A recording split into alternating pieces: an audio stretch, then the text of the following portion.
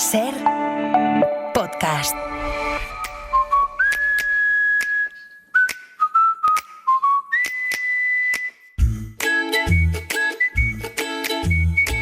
El Faro, con Laura Piñero.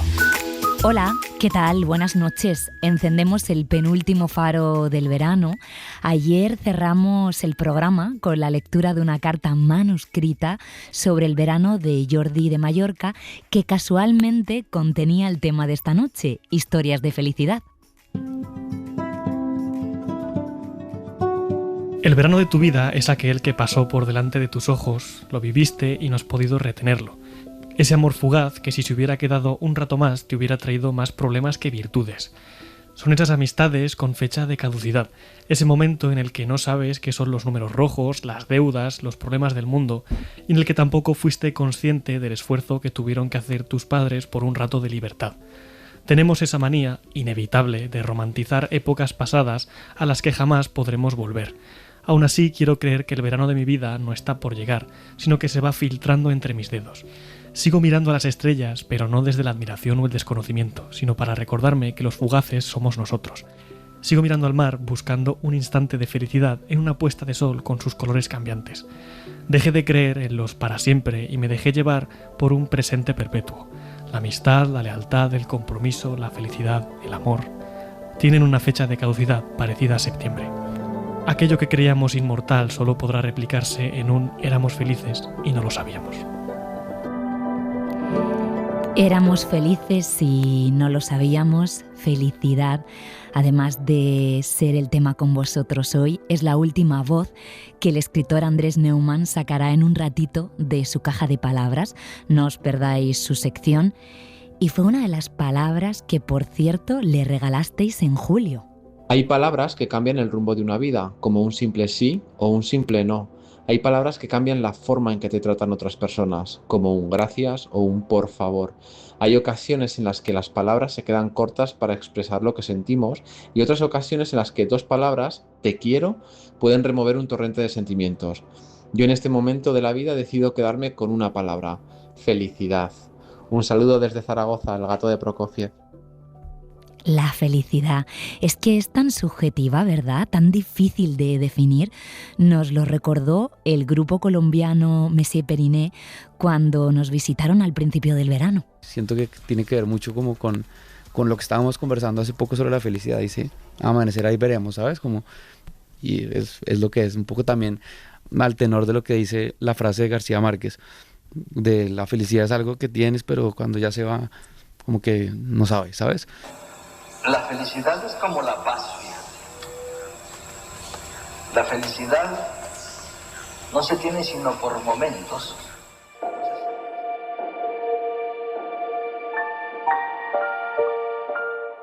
Cierra los ojos, que todo va a estar bien. La oscuridad te arropará al anochecer. Duérmete ahora que ya es hora de flotar. Y citaba el grupo colombiano Messier Periné a Gabriel García Márquez, lo escuchábamos también. ¿Y sabéis lo que es un proveedor de felicidad? Eduardo Mendoza. Alguien me ha llamado proveedor de felicidad. Es el mejor elogio que he recibido en mi vida y me gustaría que fuera cierto, aunque sea en una dosis homeopática. Pero si alguna felicidad he dado a mis lectores, ellos me la han devuelto con creces, con su lealtad, su complicidad y su cariño. Mendoza, que nos hace felices con sus libros y con sus reflexiones. Advierto que hacemos este tema con una actualidad nada feliz. La riada en Nepal, estamos pendientes del balance de víctimas, de desaparecidos, porque también estamos hechos de momentos poco felices, complicados, a nivel social y también a nivel personal. Le sucedió al músico Ángel Stanich, que hace un par de años anunció que sufría ansiedad y que tenía que parar. Ahora ha regresado con un disco que habla de la búsqueda de su camino, con todas sus curvas. Y nos está escuchando ya un invitado que cuando habla nos pone contentos, nos hace pensar. Hablamos del escritor y actor Roberto Enríquez, más conocido como Bob Pop, que en unos días vuelve a girar por España con su espectáculo Hablar no sirve de nada. Bob, buenas noches. Muy buenas noches, ¿qué tal? ¿Cómo eran los veranos de tu infancia? ¿A qué sonaban? ¿A radio? Sonaban a radio, sonaban a música, sonaban a libros debajo de la sábana, sonaban al ruido que hacían los mayores en la cocina o en el porche o en el jardín en las épocas del pueblo, y ese ruido lejano me daba tranquilidad y sobre todo el sosiego de saber que no tenía que estar ahí simulando ser quien no era. ¿Con quién pasaban los veranos? ¿Tenías pueblo? ¿Te ibas con los abuelos? A ver, yo vivía en un pueblo, con lo cual me quedaba en el pueblo, e iba a la piscina del pueblo y demás. Los abuelos venían al pueblo y luego a veces me iba con mis primos al norte, al País Vasco, unas semanas, y eso era como lo mejor del verano. Creo que tenías una relación muy especial con uno de tus abuelos. Sí, con mi abuelo materno, mi abuelo Antonio. ¿Qué tenía Sí. Antonio? Mira, Antonio lo que tenía era una ansia por aprender y por enseñar muy bonita, una biblioteca que fue mi primera biblioteca, y muchísima curiosidad y una capacidad preciosa de querer enseñarme las cosas que me han acabado importando más, desde jugar al ajedrez, leer, escribir, mirar las estrellas, todo lo que con el tiempo me ha parecido lo más importante de la vida. ¿Cómo llevabas luego la vuelta al cole? Mal, llevaba como un shock postraumático. Sí, era como volverme a enfrentar a una realidad hostil, pero irremediable, ¿no? Yo creo que desde muy pequeño aprendí una cosa que me ha salvado de mucho, y es a resignarme a lo inevitable. ¿Y qué te pasaba exactamente en el colegio? Porque creo que ahora hay mucha gente que está identificando ahora lo que podía ser acoso escolar. Sí, claro, yo sufrí acoso escolar y ahora lo sé, y en aquel momento yo sabía que lo que me pasaba no era normal o no era lo que tendría que ser. Lo grave era que en aquellos tiempos uno pensaba que el que no era normal era yo, y que algo de culpa tenía en la violencia que sufría. Y sobre todo, además, claro, yo sufría acoso escolar por ser un niño mariquita, que claro, eso era muy complicado, y esto lo he hablado muchas veces con amigos que sufrieron lo mismo que yo. Tú no podías llegar a casa diciendo que te pegaban por marica, porque en casa al abrir esa válvula también suponía el miedo al rechazo, a que no te quisieran. Entonces era un maltrato que además te obligaba a mantenerlo en silencio y a no poderlo compartir con nadie. Nunca me ha gustado hacer cosas que se me dieran mal. Entonces, ser mariquita se me daba muy bien y ocultarlo se me daba muy mal. Entonces, prefería hacer bien las cosas que sabía hacer bien, aunque luego las consecuencias fueran un poco duras. Esta noche estamos recopilando historias de felicidad con los oyentes. Es curioso porque he ido apuntando varias frases que has ido tú diciendo a lo largo de los años en torno a la felicidad. Por ejemplo, dijiste, lo más subversivo es ser feliz. Estoy completamente de acuerdo. ¿Estás de acuerdo contigo mismo? Estoy muy de acuerdo conmigo mismo, sí. Porque me parece que tiene algo muy revolucionario y muy transgresor el hecho de no permitir que los malos augurios, que la negatividad, que esa sensación de que el infierno son los demás nos colapse. Yo creo que intentar ser feliz por encima de todo implica buscar unas condiciones para que todo el mundo pueda ser feliz. No es una cuestión de egoísmo, no es una cuestión de evasión, no es una cuestión de delulu, sino que es una cuestión de que la felicidad tiene que ver con que las condiciones sociales, materiales y vitales nos permitan la felicidad, y luchar por eso creo que es la verdadera lucha revolucionaria. Los miércoles en el Faro de Verano tenemos un buzón imaginario, bueno, no es imaginario porque es real, que nos llegan cartas manuscritas donde los oyentes nos están hablando de un verano inolvidable de su vida. Ojo, que por inolvidable no tiene por qué ser positivo. Un verano que tú marcarías en el calendario, ¿y por qué? Mira, un verano en el que de una manera muy inconsciente y muy divertida me fui con unos amigos a la visita del Papa a Santiago de Compostela. Teníamos 18 años, ninguno de nosotros éramos creyentes, pero una oferta buenísima. Ese año cumplíamos 18 años, íbamos a empezar la universidad y nos fuimos allí a acampar en una especie de prado, y nos echaron a todos porque nos escapábamos cada noche, salíamos de juerga con militares en Santiago de Compostela, bailábamos, trasnochábamos. Fue el verano más loco de mi vida.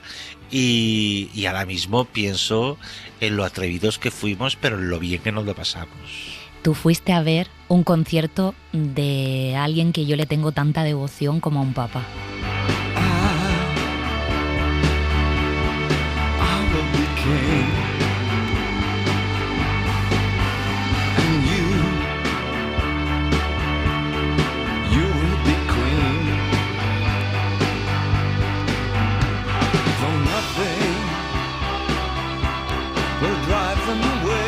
Tuviste la suerte de ver a Bowie, un concierto de Bowie. Me habría encantado verle en directo. Tuve la enorme suerte de ver a Bowie en directo y de disfrutarlo, venerarlo. De hecho, mira, según hablo contigo, tengo frente a mí un retrato de Bowie hecho con punto de cruz que me hizo una amiga mía en Petit Pois.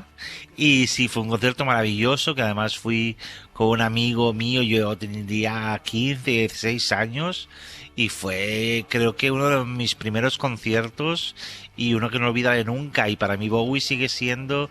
hoy leía creo que a un actor que además era muy amigo de David Bowie, que escribe algo así como que parece que desde que se murió Bowie todo el mundo se ha vuelto loco.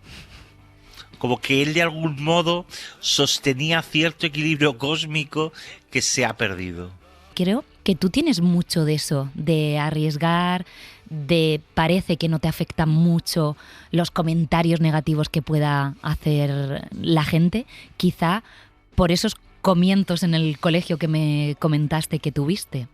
Sí, porque no tenemos tiempo para tanta tontería, porque nos falta tiempo para escuchar a quienes de verdad nos importan y nos enseñan y nos muestran el camino y nos ayudan a hacer pie, como para andar dándole autoridad a gente que no nos conoce de nada y cuyo criterio desconocemos por completo. Recuerdo una intervención tuya con Buenafuente donde relacionabas las sensaciones que tuviste en aquel concierto con ir a un estreno de una película de Almodóvar. Sí, lo recuerdo perfectamente, porque yo contaba, además yo estaba con Almodóvar y con Andreu en ese momento en el plató, contaba que cuando fui a ver a Bowie yo estaba tan nervioso, y a mí los nervios me funcionan como un suero de la verdad.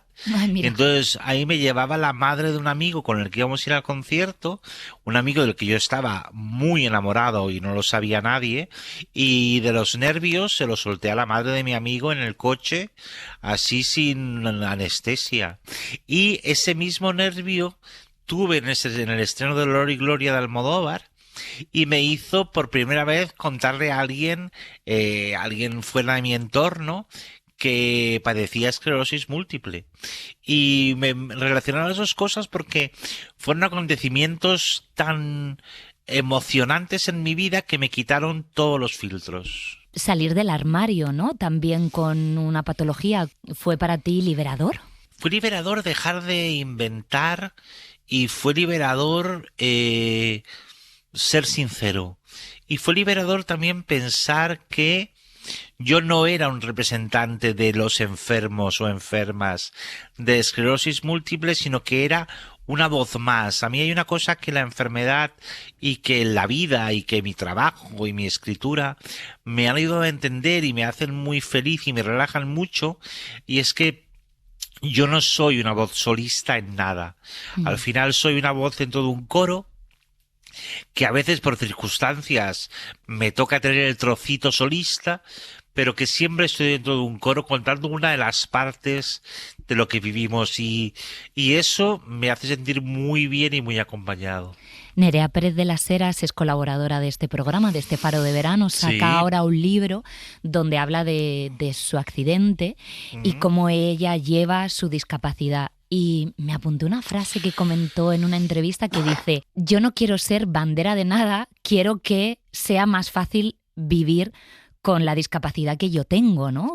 Sí, también tiene mucho que ver con que mi discurso parte desde un privilegio, que suena muy loco hablar desde una silla de ruedas del privilegio, pero yo siento que yo hablo desde un privilegio, y al tiempo que hablo de ese privilegio quiero que se me entienda desde ahí, porque cuando se utiliza pues mi sentido del humor o mi optimismo y es como eres un ejemplo, no, cuidado, sería igual de ejemplar si estuviera enfadadísimo con el mundo, porque las cosas son muy difíciles.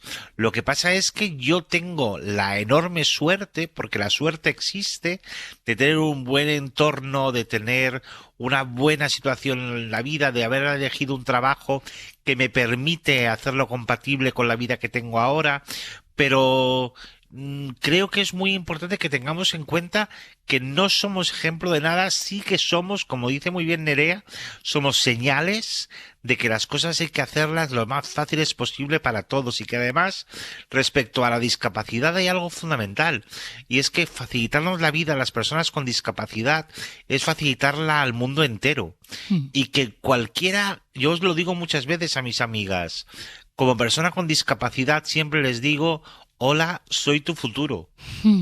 Totalmente.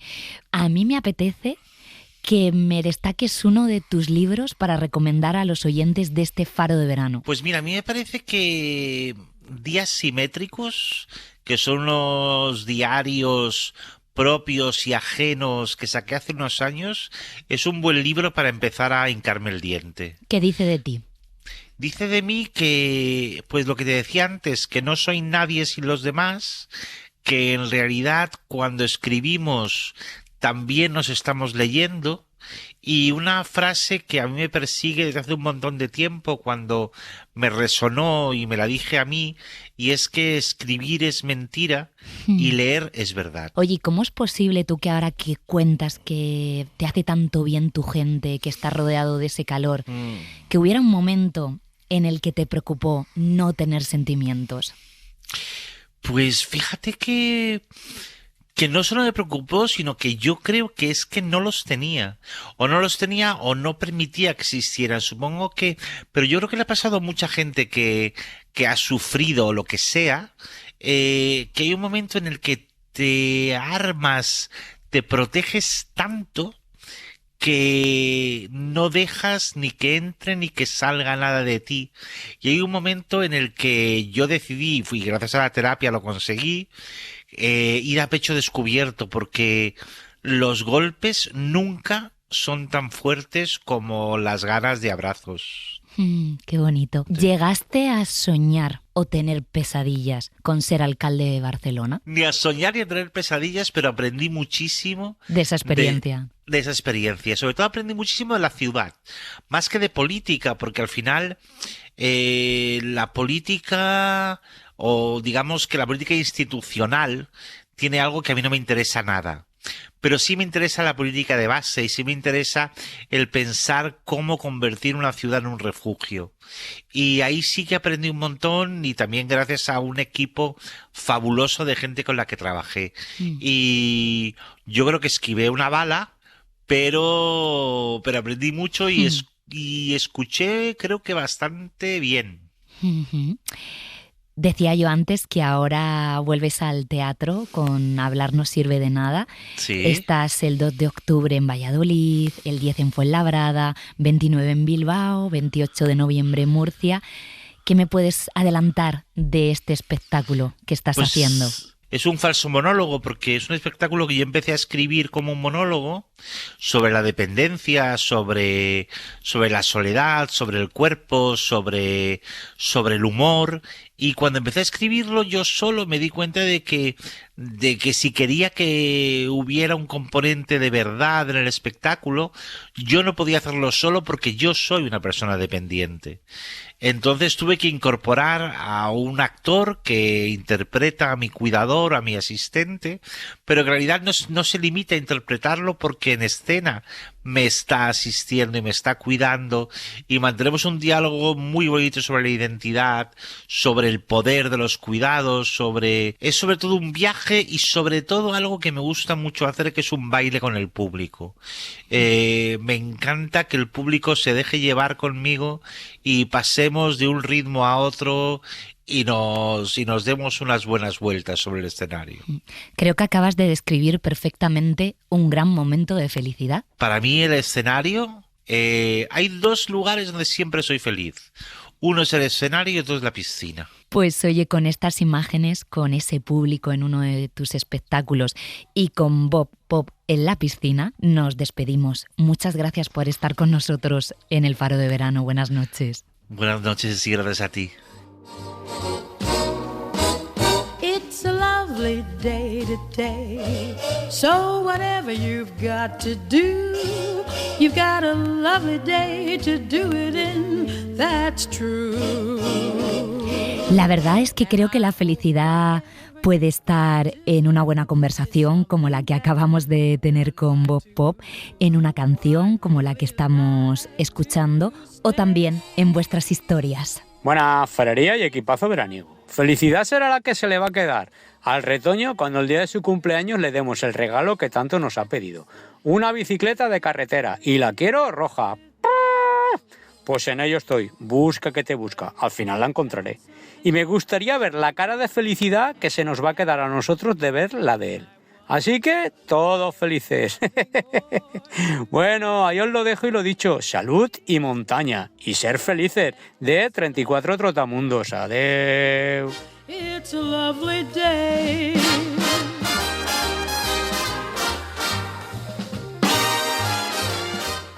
Hola, hoy me voy a fijar en lo que significaba la felicidad para Rafael de León, porque lo he leído en algún sitio y me ha sorprendido. Rafael de León representaba el alma poética y literaria de la copla moderna. En su poema Mazazo nos dice: y aunque esta vida me traspasa, prefiero saber la verdad, que al mes pago luz, pago casa y pago la felicidad. Me parece que es una visión más amarga que realista. Anda, que si en los momentos efímeros de felicidad pensamos que los vamos a tener que pagar, nos hundimos en la miseria. Besos de Copán, Honduras, Carmen París. But if you've got something that must be done, and it can only be done by one. En busca de la felicidad es una película del 2006 de Gabriele Muccino que se basa en la historia real de Chris Garner, que lucha por conseguir una vida mejor para su hijo. Está protagonizada por Will Smith y su propio hijo, Jaden Smith.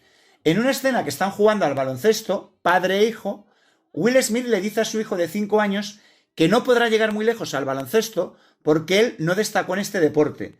Entonces se arrepiente de haberle dicho esto y le da el siguiente consejo: nunca dejes que nadie te diga que no puedes hacer algo, ni siquiera yo. Si tienes un sueño, tienes que protegerlo. Besos refrescantes, Santi de Madrid. Ven aquí. ¡Un profesional! Oh, seguramente llegarás a ser igual que yo. Se hereda lo bueno y lo malo, y yo estaba por debajo de la media. De modo que seguramente acabarás en ese nivel más o menos, así que Mira, tú destacarás en muchas cosas, aunque en esta no. No te quiero ver aquí fuera noche y día lanzando este balón, ¿vale? Vale. Bien. Nunca dejes que nadie te diga que no puedes hacer algo. Ni siquiera yo. Si tienes un sueño, tienes que protegerlo. Las personas que no son capaces de hacer algo te dirán que tú tampoco puedes. Si quieres algo, ve por ello. Y punto.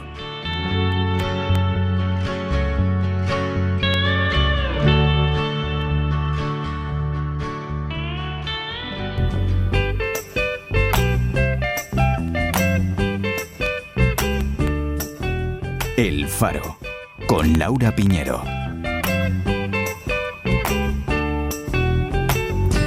Hey, where did we go? Days when the rains came down in the hollow, playing a new game, laughing and a running, hey, hey, skipping and a jumping in the misty morning fog with our hearts are thumping and you, my brown-eyed girl. Está claro que escuchar música alegre nos hace mucho más felices, pero esto es curioso, que me lo contaba en la redacción Irene. En el año 2016, investigadores de la Universidad de Cornell en Nueva York quisieron comprobar si además la música con ritmo feliz nos hacía personas más generosas. Entregaron 10 fichas a cada participante y les dieron a elegir entre quedárselas o aportarlas a un fondo común, que después aumentaba de valor económico y se repartía entre todos. Y descubrieron que quienes jugaban mientras escuchaban canciones alegres cooperan más. Es curioso, ¿no?, este estudio que hicieron. Y entre las canciones que utilizaron estaba precisamente esta chica de ojos marrones, de Van Morrison. Just like that.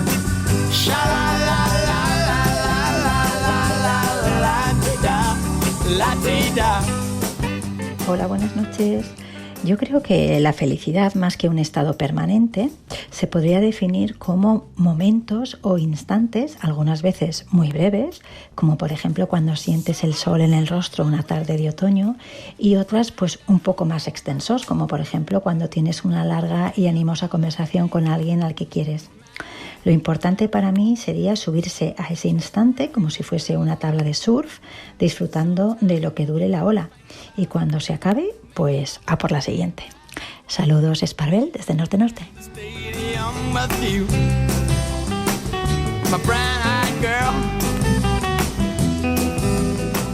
Cómo va cambiando el concepto de felicidad según va pasando la vida. Recuerdo de pequeña en el pueblo con los abuelos, los tíos, los primos, los animales.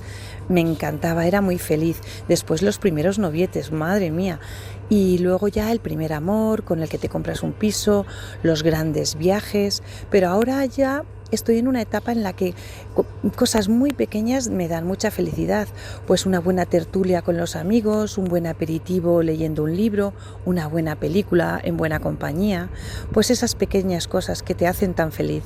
Un saludo desde Corazón Charro en Coveña, chao. So hard to find my way, now that I'm all on my own. Buenas noches. Yo creo que fui completamente feliz en mi adolescencia, por eso soy tan nostálgica de esa etapa.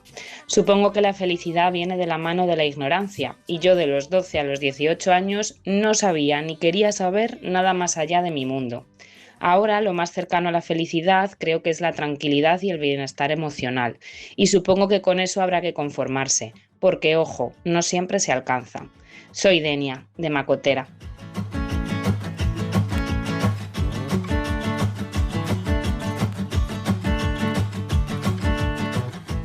Creo sinceramente que la felicidad va variando en función de las etapas de la vida. Cuando eres pequeño, la felicidad te la da un Kinder Joy o un bote de Lacasitos. Creces y la felicidad la tienes cuando los miércoles te dejan cenar lo que quieras y beber una Fanta naranja. Más adelante, la felicidad te la da tu primer trabajo, tu primer sueldo, tu primer coche, tu primer beso, tu primer polvo, poder vacilar con los amigos y con las amigas de ese beso y de ese polvo, tu primera casa. Más de adulto, la felicidad te la da ver a los ojos del hijo o la hija y saber que se va a convertir en una persona maravillosa. Y ya cuando estás a punto de caer, la felicidad te la da el saber que lo está siendo. Buenas noches, fareros, fareras. Soy David, el farero solitario.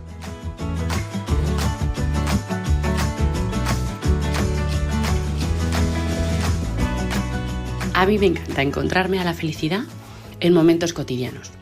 En una risa contagiosa con mis compis del curro, en una conversación interesante con mi familia o mis amigas, incluso al llegar a una casa en la que me siento segura. Pero no puedo evitar pensar también en quienes lo tienen más difícil para ser felices, sobre todo porque nos hemos inventado unas reglas para vivir, amar, producir, tener éxito, y después fingimos que son naturales.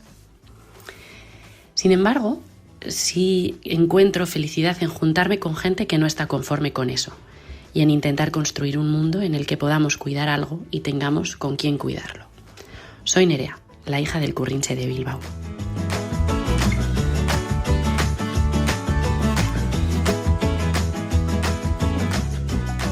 Queridos fareros, tomo como punto de inspiración la carta que envía Jordi y que, hablando de la felicidad, escribe: éramos felices, pero no lo sabíamos. ¿Qué razón tiene? Porque a veces pensamos que la felicidad es algo que va a llegar algún día y no caemos en cuenta que cada momento, cada día, cada época trae su propia felicidad. El arte consiste en encontrarla. Encarni, titiritera de Donosti. Encarni, que recogía precisamente con esa carta que nos regaló Jordi de Mallorca, con esa definición de felicidad, y estáis apuntando un montón de conceptos relacionados con esta palabra, esa felicidad representada como una ola, sometida al paso de los años, la felicidad y la empatía. Me gustan. A ver qué opina nuestro cazador de palabras. La caja de voces. La expedición de las palabras, con Andrés Neumann.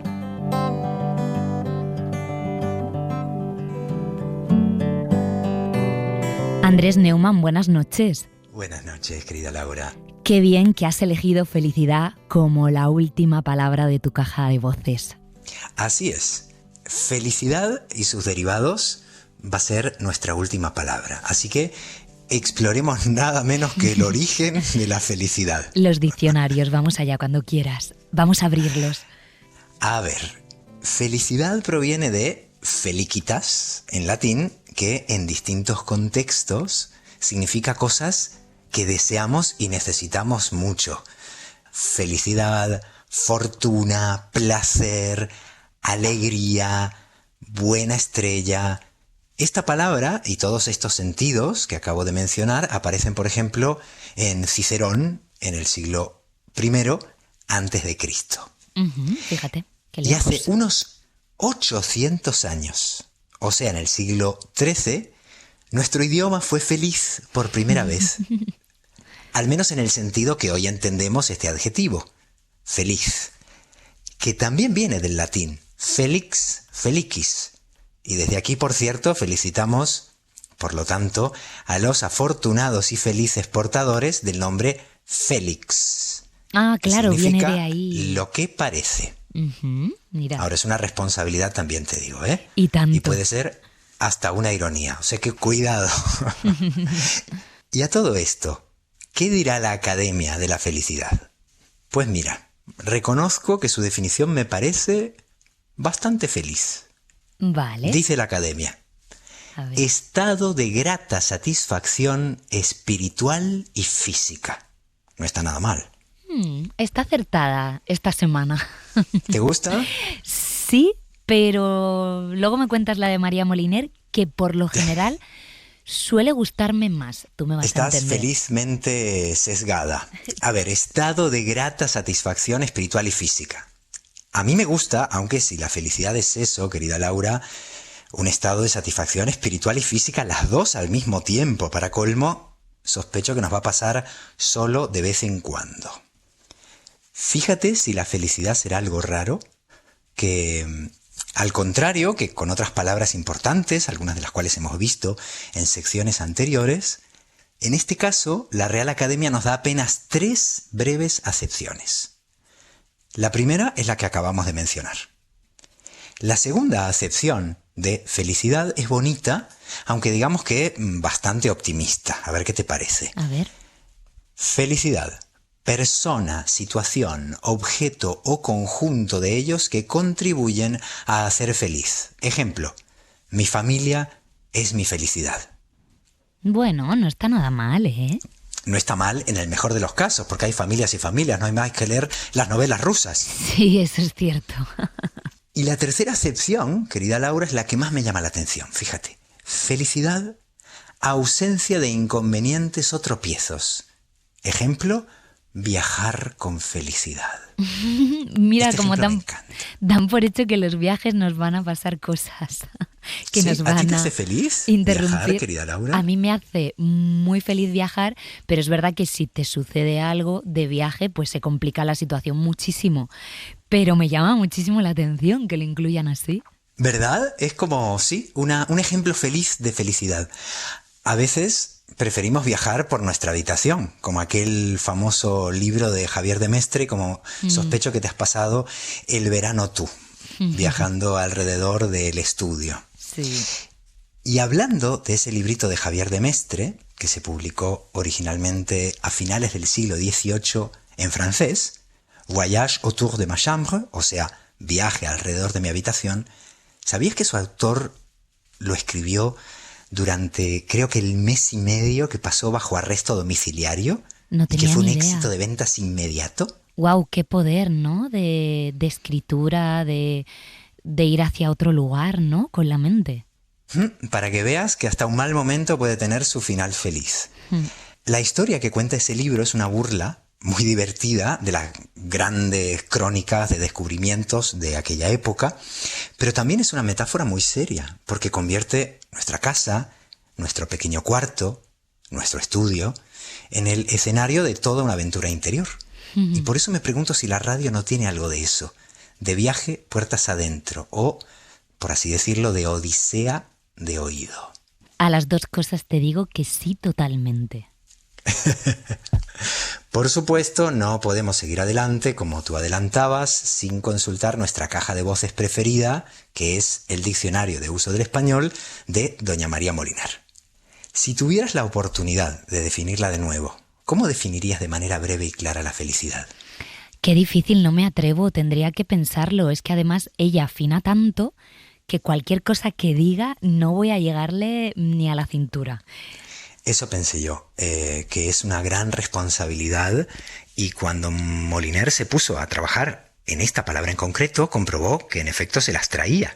Al principio se ve que María Moliner trató de identificar algún patrón común, una especie de mínimo general, y escribió lo siguiente: felicidad, situación del ser para quien las circunstancias de su vida son tales como las desea. Porque la felicidad es cuestión de expectativas, más que de realidades, ¿no? Sí, y es un término muy subjetivo, ¿no? Porque lo que me hace feliz a mí, a lo mejor a ti no te hace feliz y viceversa. Exactamente. Intentó objetivar la subjetividad de la felicidad. Pero después, supongo que doña María se quedaría pensando, porque más adelante matizó su propia definición, pensando que quizá la felicidad, que antes ella había definido como las circunstancias que son como las deseamos, pensó que quizá la felicidad podía consistir también en lo opuesto, o sea, en aceptar que la vida jamás es como la deseamos. Y entonces nuestra astuta doña María agregó por si acaso: felicidad, estado de ánimo circunstancial de quien consigue algo que contribuye a esa situación. Circunstancial y estado de ánimo. O sea, esta felicidad parece mucho más alcanzable que la de la academia, ¿no? Una real, como siempre, apegada a la calle. Así es. Y finalmente, los ejemplos de uso que inventó Moliner para la palabra feliz, sabes que suenan un tanto irónicos y hasta un pelín malvados. Fíjate en este dúo. Un matrimonio feliz. Es feliz cuando puede molestar a alguien. Uy. Cómo se divertía con la lengua y con las malas lenguas nuestra doña María. Y como siempre iba 2 pasos por delante, también pensó en el uso negativo que le podemos dar a la frase hacer feliz, construyendo frases infelices.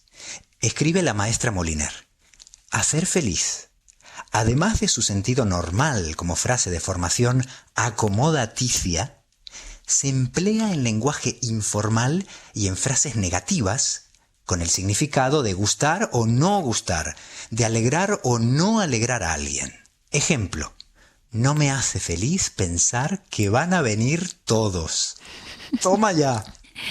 Pero qué grande, María, cómo nos habla y cómo sigue de actualidad todos sus ejemplos. ¡Qué maravilla! No vengáis a mi casa todos de una sola vez, por favor, que tengo que atenderos. Ya la pillábamos en el salón de su casa a altas horas de la madrugada, totalmente agotada.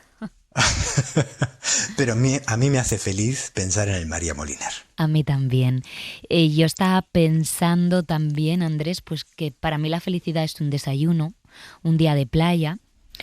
Y nos querías hablar también de los usos de la palabra en inglés.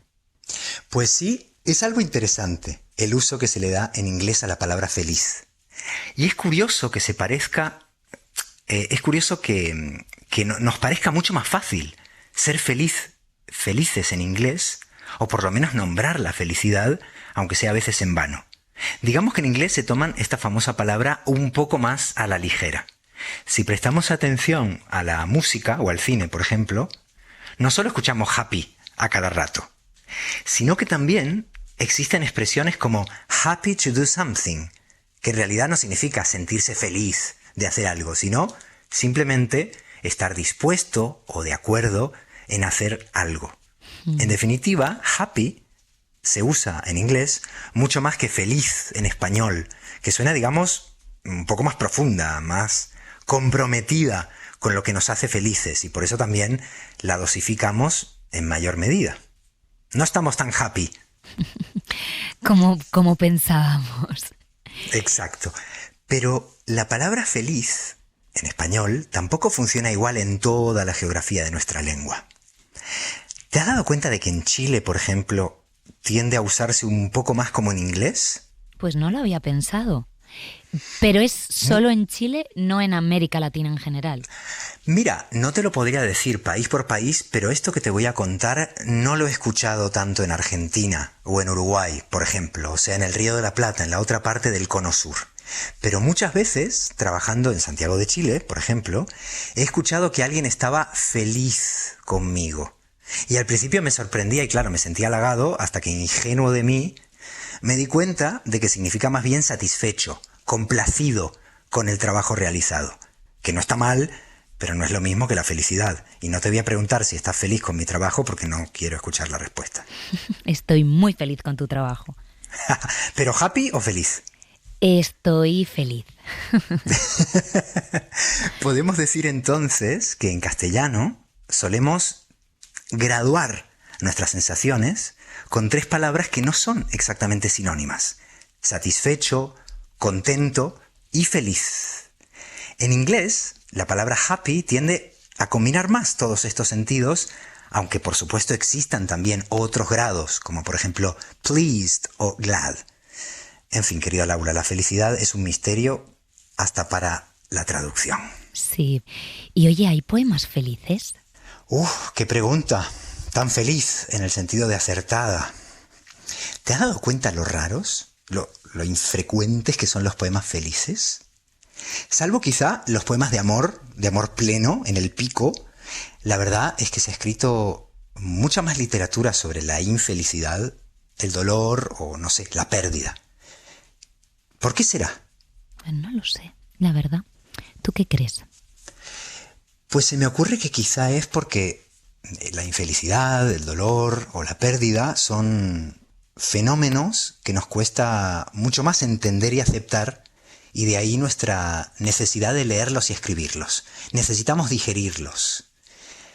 Y por eso me hacía ilusión tratar de encontrar algún poema feliz entre todos los que he escrito a lo largo de mi vida y me parece que lo he encontrado.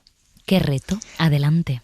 Es un breve poema de un libro que se llama Mística Abajo y el poema se titula La paciente herramienta.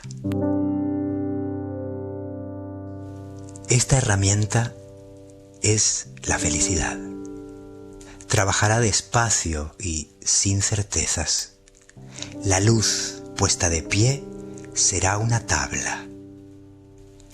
Cuando el sol insistente de los días erosione su brillo, cuando noche tras noche se deslice la dudosa resina de la luna y el peso de lo ansiado ponga a prueba la fuerza de la base, no diremos que el mueble ha sido un don.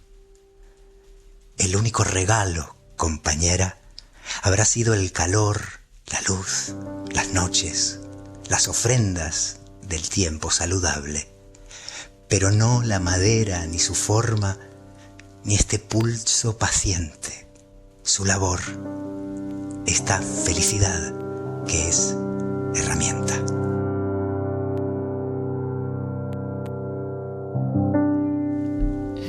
Qué bonito, qué felicidad, qué cara de felicidad tengo ahora mismo y seguro que los oyentes también. Es precioso y qué manera tan feliz de cerrar. Y me gusta este análisis porque a los músicos, a los compositores de canciones también les preguntan mucho sobre por qué hay tantas canciones de desamor, ¿no? Si es que el desamor es más inspirador que el amor. Y yo creo que hay una tendencia ahora que las dos cosas son importantes y oye, hay que retratar los altibajos, pero también nuestros momentos felices, como todos los que hemos tenido este verano. Andrés, muchísimas gracias por traernos cada semana de este verano esas palabras, esa caja de voces. Ha sido un lujo y un placer. Solo me queda desearte, querida Laura, y nunca, mejor dicho, una feliz noche. Para mí ha sido un honor y una felicidad, y por eso espero que nuestros compinches de la radio sean muy, muy felices en la vida. Te mandamos un abrazo enorme. Hasta pronto. Hasta pronto, compañera.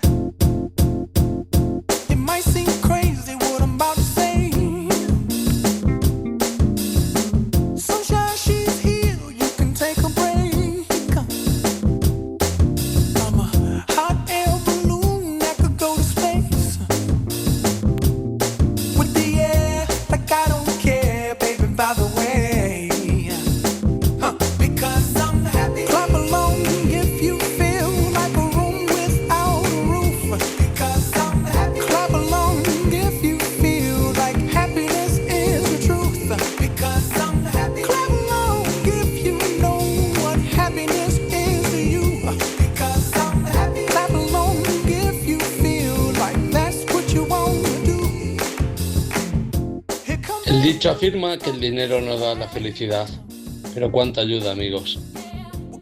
Que aunque tenga muy poquito ahorrado, puedo garantizaros que es el mejor somnífero cuando necesitas dormir por las noches. Más felicidad para mí tiene un verdadero nombre y siempre se vincula al de otra persona. La emoción de cuando estás enamorado, cuando además eres correspondido. Feliz de conseguir que la vida de otro se sienta amada, cuidada, respetada, una vida única. El amor es el ingrediente que transforma todo lo que vivimos en algo maravilloso, desde un trabajo hasta la misma casa en la que vives. Ahí lo dejo. Feliz noche a todos. Soy Castellano, que se enamoró de Vigo. Un abrazo.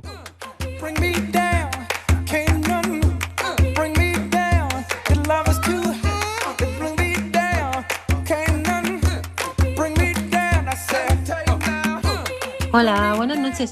Estábamos creando recuerdos cuando éramos pequeños de felicidad y no nos estábamos dando cuenta. Quizás cuando vamos cumpliendo años siempre tenemos esos momentos felices cuando nos sentábamos todos y no faltaba nadie a la mesa en Navidad, cuando estábamos en un cumpleaños, cuando íbamos con nuestros padres con el coche un domingo al campo y cantabas canciones de los payasos, por ejemplo. Ahora los estamos haciendo, esos momentos felices, pues con tus hijos, con tus amigos, pero sí recuerdo ese momento feliz, ¿no? Por ejemplo, cuando venía tu padre a sacarte a bailar en una boda y tú, muerta de vergüenza, decías que no. Pues ahora me encantaría tener ese momento feliz. Besos, Maite de la Mancha.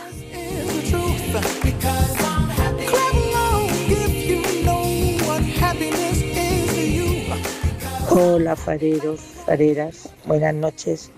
Soy la manchega intrépida. Hoy el tema de esta noche de agosto es la felicidad. Pues para mí la felicidad es tener la conciencia tranquila. Y eso me lo enseñó mi padre siempre. Que uno dormía bien cuando tenía la conciencia tranquila. Y es así. Y yo sigo su lema. Intento vivir feliz con mis cosas y eso. Y tener la conciencia tranquila para mí es la mayor felicidad.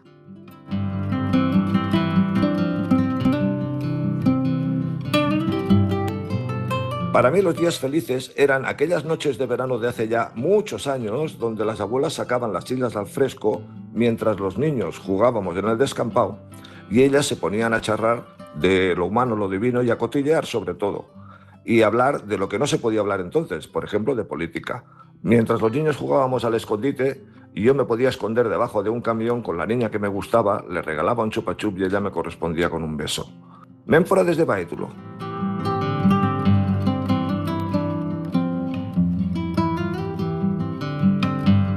Hola, buenas. Soy Roberto de Madrid. Es que estoy emocionado antes de pensarlo. Lo he dicho muchas veces, pero una de las magias que tiene el Faro para mí es que te lleva a recuerdos que tienes ahí, que no sueles pensar en ellos, pero por el tema o por alguna asociación de ideas te vienen y pues mira, yo en mi caso estoy con la lágrima pues ahí. Un recuerdo de felicidad extremo para mí era cuando mi madre nos iba a buscar al colegio, a Jaime y a mí, a mi hermano, y entonces yo hacía todo el camino de vuelta a casa mirando a los coches que venía, porque a veces mi padre nos venía a buscar, me recogía o bien en el colegio o a mitad de camino y ya está. Gracias por hacerme pensar y larga vida al Faro.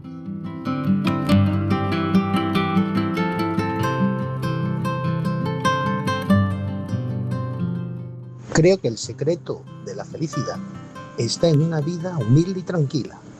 Pero claro, ¿cómo puedo yo convencer a otra persona que esto es así? Porque si yo le digo que lo ha dicho el murcianico, creo que falta autoridad moral. Claro, pero si lo digo que lo dijo Einstein, lo mismo empiezo a tener argumentos. Un murcianico en el Faro, soy Salva.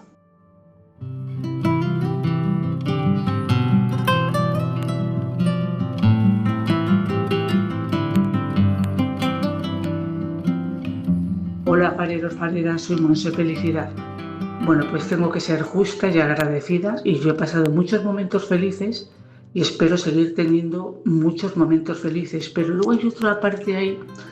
Yo estoy muy sensibilizada con el tema de Gaza y veo cómo viven esa pobre gente y es que digo, joder, es que de verdad qué injusta es la vida. Pero claro, el que yo sea feliz o infeliz, no, a ellos creo que no les va a repercutir de ninguna manera. Me gustaría que estuvieran igual que yo, como mínimo. Entonces alguien me dijo, mira, Monse, tú puedes ser empática, pero no tienes por qué sentirte culpable. Y yo no sé hasta qué punto no debo sentirme culpable, pero bueno, sí, yo he sido feliz y espero seguir siéndolo. Un beso.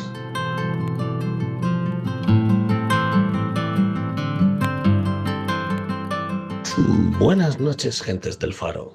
Entended que en el programa de hoy invoque a Albano y Romina Power. Y 1, 2, 3, sí.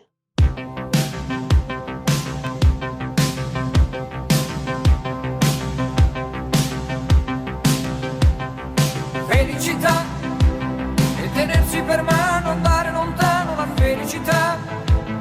Il tuo sguardo innocente in mezzo alla gente, la felicità. E restare vicini come bambini, la felicità. Felicità. Felicità è un cuscino di piume, l'acqua del fiume che passa e che va, e la pioggia che scende dietro alle tende, la felicità. e abbassare la luce per fare pace alla felicità. Felicità. Felicità. El Faro, con Laura Piñero.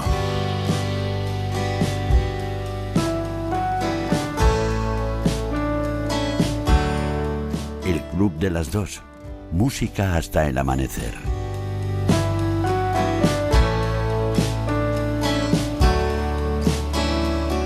Se abre el telón, amanece el día que entendió.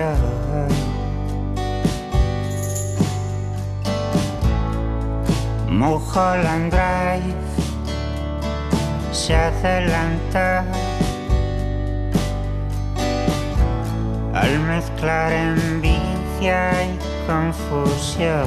Entramos en la última entrega de nuestra sección de música, el Club de las Dos, con un invitado al que estamos escuchando, Ángel Stanich, y un disco, Por la hierba, cargado de referencias culturales, musicales y que nos habla de las curvas de la vida, esas que nos demuestran que parar o salirse de la carretera a veces puede ser una buena idea.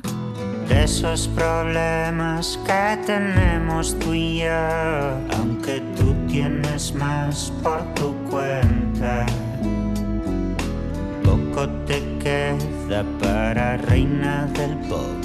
Deberías de cantar si no fuera por la voz.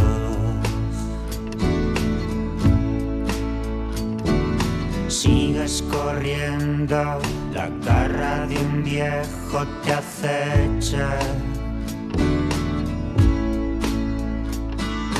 pero no digo que no esté contigo la fuerza.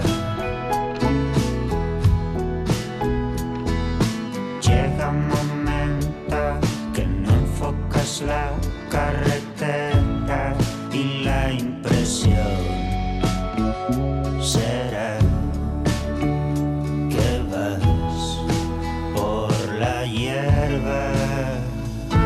Ángel, buenas noches. Muy buenas noches. Bienvenido al Faro de Verano. ¿Cómo estás? ¿Cómo va el verano? ¿Has sentido el disco desde un lugar diferente? Porque claro, una cosa es cuando sale, cuando está recién salido del horno, pero otra historia es cuando se rueda, ¿no? Cuando hace carretera, se sube al escenario y se comparte. Creo que el disco es un disco de rodar ya solo, o sea, que lo escuchas y rueda. Creo que es un disco que va a motor, sobre ruedas. Creo que está pensado mucho para conducir, incluso para zonas de estas de aceleración, de cuando no te van los frenos. Porque me estaba viniendo esta imagen, sí, total. Volviendo a escuchar esta canción, que todos los días no la escucho, la verdad. Claro, todos tenemos un momento en el que no enfocamos bien la carretera. Todos tenemos ese momento, sí, seguramente sí. Sí, y si tenemos astigmatismo o algún problema de visión, pues más aún. Más habitualmente, pero en mi caso es ese emborronamiento visual provocado por lo que te está revolucionando por dentro, ¿no? Uh-huh. Tengo entendido que esta canción fue de algún modo el punto de partida de este trabajo. Lo fue un poco el acicate de las demás, de por donde quería que fueran, que era por un camino errático, todas tenían que ir mal. De algún modo tenían que salirse todas. También ojalá salirse de lo buenas que son, pero en el sentido temático son canciones de dispersión, de poca esperanza y de reverdecer igual sueños de la infancia o anhelos inocentes y darle hoy una pátina igual más amarga por la experiencia y por las sensaciones que he tenido yo durante la composición, ¿no? Podría haber alguna cura, algún remedio, y así no padecer esta locura del desencanto. Vivir, que si una casa es una cárcel, club de la lucha. Salir es lo mejor aunque no cabe hasta que ti.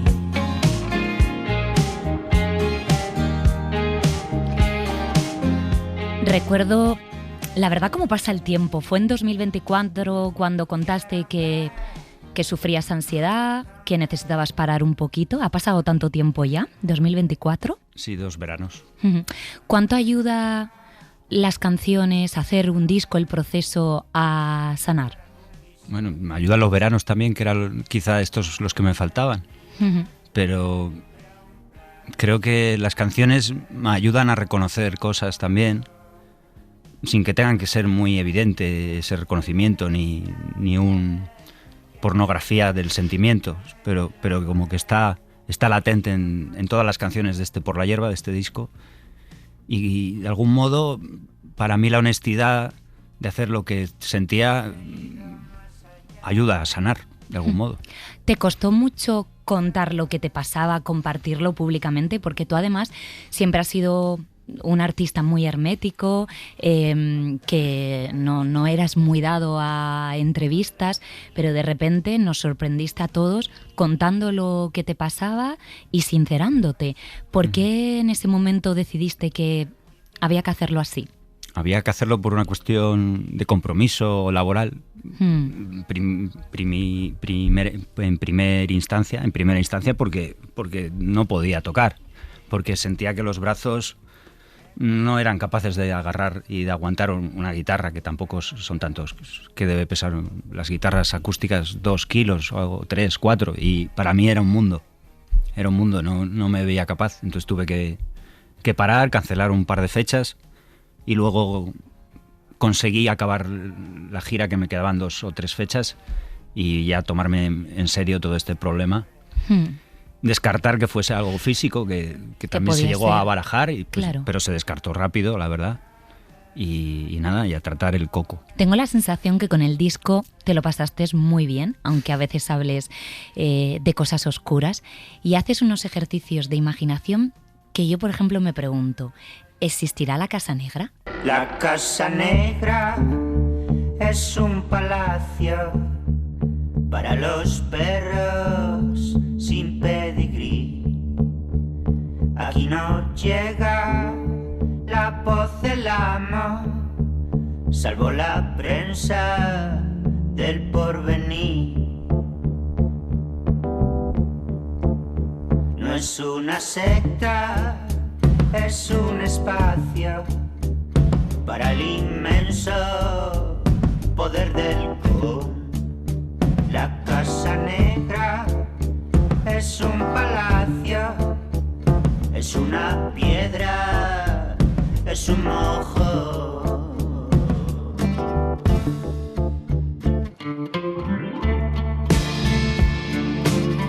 ¿Cuántas cosas pueden ser la Casa Negra? Menuda canción evocadora. Creo que podríamos hacer el ejercicio de que los oyentes nos escribieran microrrelatos basados en esta canción, porque da mucho juego. ¿Existe la Casa Negra? Pues existe, o sea, o tiene una representación en la realidad, una logia real, pero lógicamente, como pasa en casi todas las canciones, he tirado de un hilo, que luego ese hilo pues lo he llenado de mi, yo qué sé, de mi mundo, o del mundo de muchos que se aglutinan en el mío. Y esta canción sí es muy de referencial, con muchas aristas, casi todas hacia el terror, hacia el peligro, hacia la prensa intrusista en el mundo del terror. O sea, habla de muchas cosas y a nivel musical también tiene muchísimas referencias que me vienen de repente otra vez al oírlo. Yo me pregunto muchas veces, escuchando tus canciones, ¿de qué planeta vienes? Porque es verdad que tienes un mundo muy grande y yo creo que debías ser un niño con muchísima imaginación, y me gustaría saber de dónde viene esa imaginación, si es algo que te vino por familia, por los libros, por tener unos profesores que te dieron muchas alas, unos amigos con los que jugabas y fantaseabas. ¿De dónde viene el imaginario de Ángel? Me molaría decir que de mi abuelo, que siempre decían que tenía mucha imaginación, pero eso no se dice de muchos abuelos. Yo no lo he oído a ningún Bueno, ningún algún conocido. entrevistado dice seguro que que sí, ¿eh? No, y grandes creadores, pues habrá nietos que tengan grandes creadores de abuelos, por supuesto, pero el mío era criador de cerdos y a mucha honra. Claro. Pero imaginación, pues bueno, para lo suyo tendría. Luego no hay sé, grandes contadores de historias en cualquier parte. Exactamente, y en todas las familias pues hay una oveja negra también. También criaba ovejas. De hecho, una vez, bueno, eso es una historia. No, un cuéntame. poco cruenta. Una vez hice una chiquillada de maldad que se te mete Belcebú, a los niños se les mete a veces Belcebú dentro. Sí. Y a mí me pasó alguna vez de niño, y mi abuelo tenía pues mucho campo, y yo pasaba los veranos en la finca que tenía con todos los cerdos y todas las ovejas, y me acuerdo que un mediodía, con todo el mundo durmiendo la siesta o viendo el tour, me fui a patear por ahí y me encontré un corderito que se había descarriado, ¿no? Digamos, se había perdido del rebaño, y yo lo cogí y en vez de devolverlo a los demás, se me ocurrió que había una maquinaria enorme que resultó ser una máquina cortacésped gigante para campo, y lo metí justo en la zona de corte, o sea, dime que en el se cilindro, salvó. digamos. Dime que se salvó. Sí, porque antes de arrancar nada, mi abuelo lo vio, yo no, en ese momento no lo sabía, pero lo debió de ver, y no pasó nada. Pero por la tarde mi abuelo me llamó, me acababa de dar el baño de las 2 semanas porque yo en verano, y con 8 o 10 años, me bañaban cuando me agarraban, 1 o 2 veces al mes, como un Mowgli, ¿no? Y me acuerdo que iba con mi polo turquesa y recién lavadito, vamos, perfecto, de comunión. Y me llamó mi abuelo, Angelillo, es de Ronda, sí, de la zona de Ronda, Arriate, más bien. Angelillo, ven para acá, que te voy a regalar un corderito. Y bajé y me lo regaló, y era parecido al que yo había cogido al mediodía. Lo que pasa es que este tenía una cagalera enorme y me puso guapísimo. Bueno, oye, pero estas cosas que no se olvidan. Entonces Jamás. Eras un niño, aparte de travieso, un niño con imaginación. ¿Leías mucho? Sí. Incluso leía libros de mayores. De mayores, bueno, no, más bien de generaciones anteriores, como los de los 5. Porque estaban por ahí de primos anteriores, o como, yo qué sé, pues también mucho Asterix y Obelix, me gustaba mucho, y a mi madre le encantaba, o Mortadelo y Filemón, Mafalda. Sí, no sé, esos me vienen ahora de primeras. Es que si uno escucha este disco, está lleno de referencias. Estás atrapada. Tú no sabes qué hacer.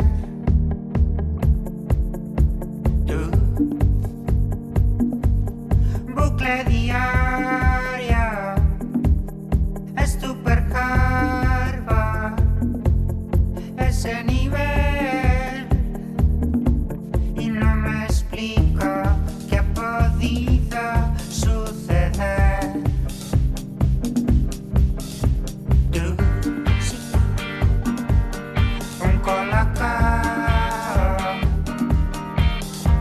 Tú, vida cañón. Yo estoy de tu lado. Soy Michael Lando, José Ramón, un angelito que ha venido a tu vejez.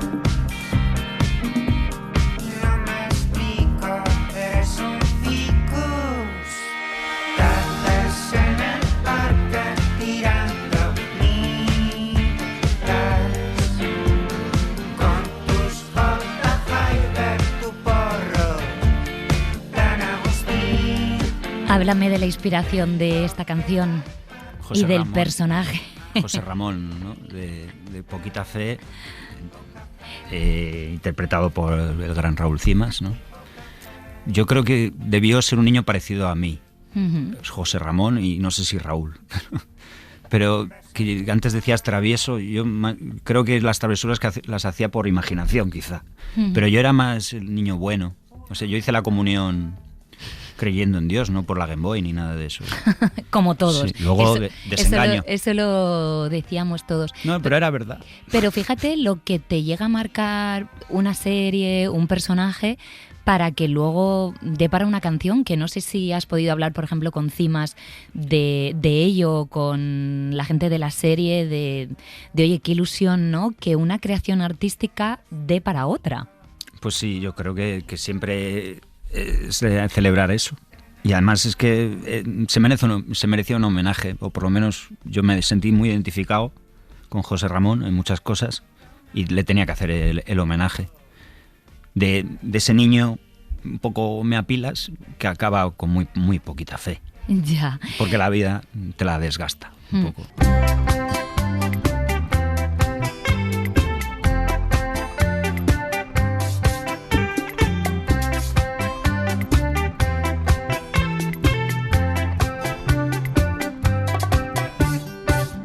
Hay quien se pregunta ¿qué será o seré? ¿Dónde están las plumas de este Siboney? Si en la insoportable levedad del ser ya perdí mi ave, muy Carlitos, güey. Yo quisiera componer una bachata nueva. Ojo, que hablamos no de una bachata rosa, sino de una bachata nueva. A ver, ¿por dónde querías matizar el concepto y esa búsqueda de una bachata que solo es tuya? Genuina y que no tenga denuncias ni demandas de Juan Luis Guerra ni de ningún bachatero mayor. Exactamente, hay que reivindicar la bachata, ¿no? Que es un género maravilloso y aquí le das una vida nueva. Pues se intenta. La historia en sí va un poco de intentar hacer una bachata desde la posición de alguien que igual no ha nacido con las cualidades para el palo, ¿no? Que es la bachata. Pero creo que quizá, aunque sea caribeño el estilo, es un poco la bachata es como el blues de los géneros de allí. Y eso como que es el punto melancólico, triste, pues ya por ahí entro yo igual. Te leía en una entrevista que en los últimos tiempos estabas intentando, me gustaba el concepto, relajarte un poco con tu nivel de exigencia. ¿Eres muy exigente contigo mismo? Y obsesivo. Y empiezo a dar vueltas desde que empecé a hacer unos textos que en la gira anterior, en esta está mucho más acotado y es más puntual, aunque me lo trabaje. Pero el texto no sé, igual estoy 2 minutos hablando, pero en la gira anterior igual echaba 10. 10 minutos. Y cada día de una cosa, o sea, ad hoc para el lugar, la sala, la comunidad autónoma, todo, o sea, folclore, o sea, personalidades tenías locales. Que hacer un trabajo de documentación previo muy fuerte que iba más allá de lo musical. Exacto, y ahí engarzaba un discurso en el que sacaba un poco de músculo cultural local, diría, que esa era un poco la línea. Y bueno, y metía chistecicos, ya que tenemos ese humor, pues hacía humor con los monumentos, con las historias de cada pueblo o ciudad. O sea que era divertido, pero muy exigente. Y al final es que se acababa el bolo y decía, ¿pero he tocado o he hecho un monólogo? ¿Qué he hecho? Y creo que acotarlo un poco y saber medir para qué ha ido uno, que es a tocar sus canciones, pues hace que lo otro no monopolice o no se vuelva en un monstruo demasiado grande, sino en algo que mole, que sea un matiz, que le dé un puntito, que diga a la gente, pues este hombre se ha mirado antes de venir quiénes somos, y eso está bien, pero sin dar tanto la brasa quizá. Claro. ¿Qué hay de ti de un actor o de un showman? ¿Te sientes cómodo con esas dos palabras? Sí, porque en escena actuamos de actuación y también un poco de personaje. Sí, en ambas vertientes me siento actor. Y la otra que me decías... de showman. Showman, pues sí, diría que sí, la verdad. Para alguno peor o mejor, disaster artist o no sé, o Benny Goodman. No sé qué showman soy, pero soy. ¿Qué dirá la fruta cuando cae del arpa? Pedirá auxilio.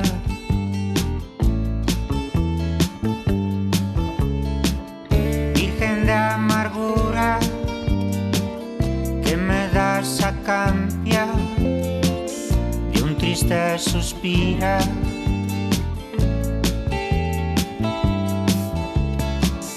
Una perla antigua de un idioma trágico, tan del cante hondo. Y esa hay dolor, sin hacha y compasión, abrir ese melón que no quieres abrir. A ver, dolor se escribe sin H, compasión, que abarca el color súper gris. Pues, en realidad la canción se podría llamar Ay, que es esa onomatopeya que se dice que es como el primer verso, ¿no?, del poeta. Ay, y ya está, ¿no? Pues se podría haber llamado Ay, pero era más original llamarla Super Gris, ¿no? Y me gustó el concepto, un poco de super, como que sonara a superhéroe, pero bajonero, ¿no? Pero en realidad es el concepto del dolor, de ese Ay que va sin H y sin compasión, ¿no? Sobre el holocausto, ¿qué dirán los indios?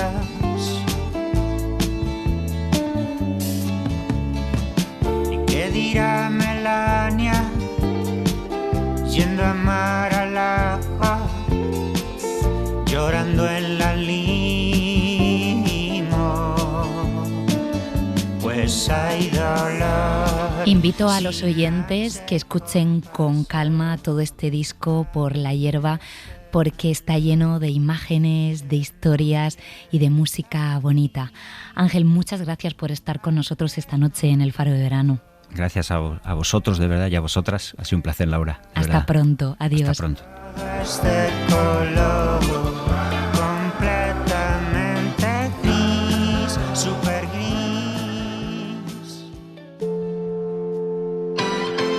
El Faro, con Laura Piñero.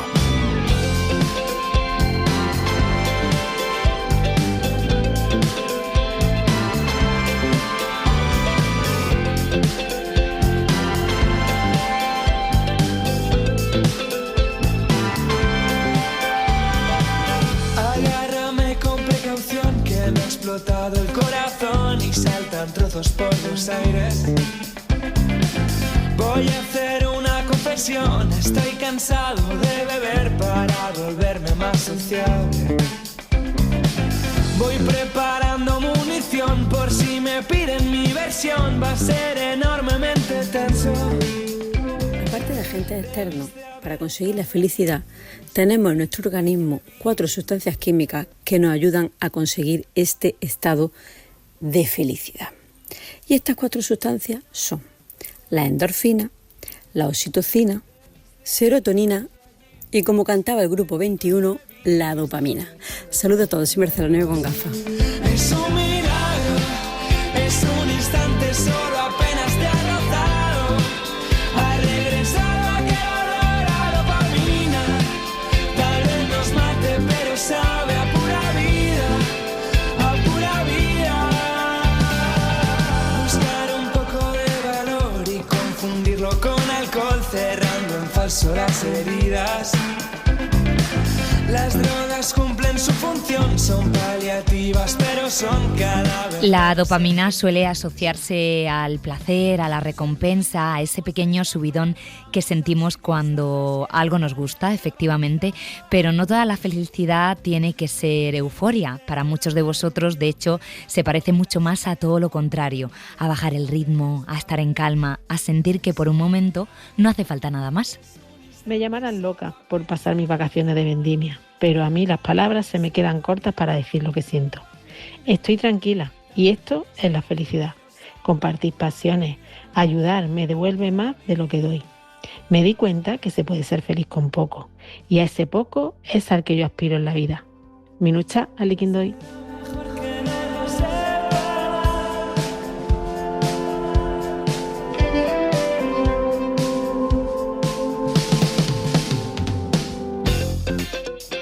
paso del tiempo me di cuenta que para mí la felicidad reside en estar en paz con una misma, poder estar en calma.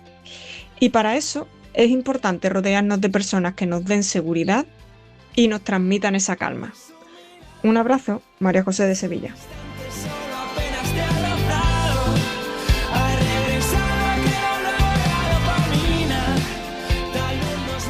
La verdad es que he pasado un verano feliz, me considero una persona feliz o al menos alegre y muy afortunada desde luego. No he salido aquí de mi isla, pero he podido escuchar el faro de verano que me ha encantado. He podido ir a la playa, a la piscina, a una exposición, a un vivero nuevo, a una plantación, a un spa, en fin. Me lo he pasado estupendamente y sobre todo he podido dormir y descansar. Y la verdad es que me considero, pues ya digo, una persona muy afortunada. Atlántica desde Canarias y un brindis por el faro. El FIP del Faro. Nombres propios tras la red.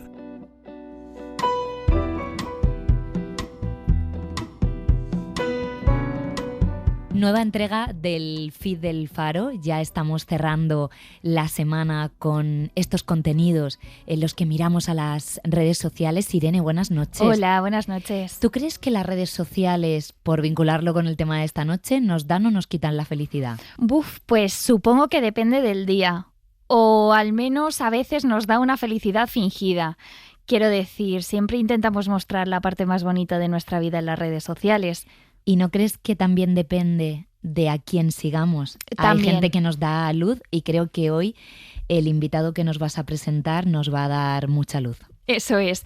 Esta madrugada vamos a hablar con Jaume Mateos, tiene 28 años, estudió gestión forestal y su cuenta en redes sociales se llama Rebosqueando. Y eso ya nos da una pista de la clase de contenido que está haciendo. Día 1 reforestando el monte después de un incendio.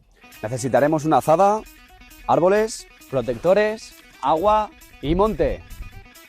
Como os conté en la parte 1, un incendio quemó 20.000 hectáreas de los montes de mi pueblo, y por eso he decidido empezar este proyecto. Los árboles que he plantado son especies autóctonas. Esto parece algo obvio, pero hay que tenerlo muy en cuenta porque plantar una especie invasora puede poner en riesgo el equilibrio del ecosistema. Específicamente he plantado almeces y acebuches. En otros vídeos os contaré cosillas sobre estas y otras especies. Jaume llevaba un tiempo ya reforestando por su cuenta el monte de su pueblo, que es Vejís, en Castellón, pero no empezó a mostrarlo en redes sociales hasta el pasado mes de abril y ya acumula más de 14.000 usuarios. Jaume, buenas noches. Hola, bienvenido al Faro de Verano. Muy buenas noches. ¿Qué cambió para que decidieras compartir lo que hacías en redes sociales?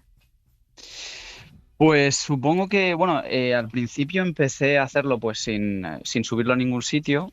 Luego me dio por grabarlo y compartirlo en mi perfil personal, en mi cuenta de Instagram personal.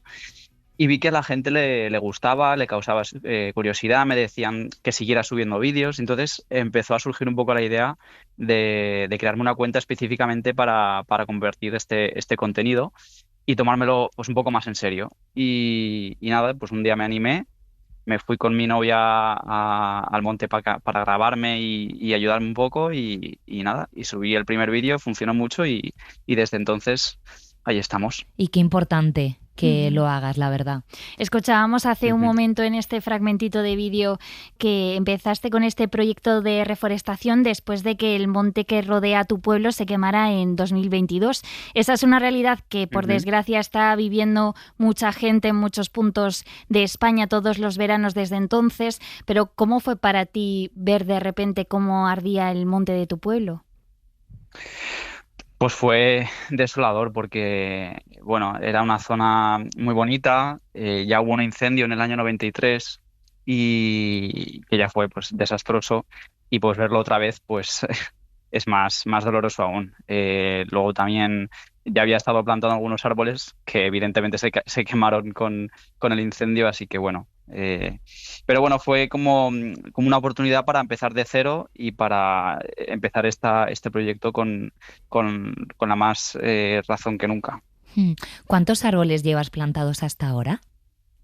Pues oficiales, desde que empecé a grabar, 60, porque empecé en abril y ya es algo tarde para plantar, estaba cerca del verano, entonces planté 60 y ya empecé otra vez la temporada del verano a regar y ahora mismo no se puede plantar por el calor. ¿Cuánto se tarda en recuperar un bosque ahora que estamos viendo que sigue ardiendo España? Creo que muchísimo tiempo, ¿no? Sí, si es un bosque en su máximo esplendor, por así decir, yo te diría que cerca de 100 años por lo menos. En su máximo esplendor, pero vaya, si quieres ver un bosque que medianamente bien, a lo mejor entre 30 a 40 años. Madre mía.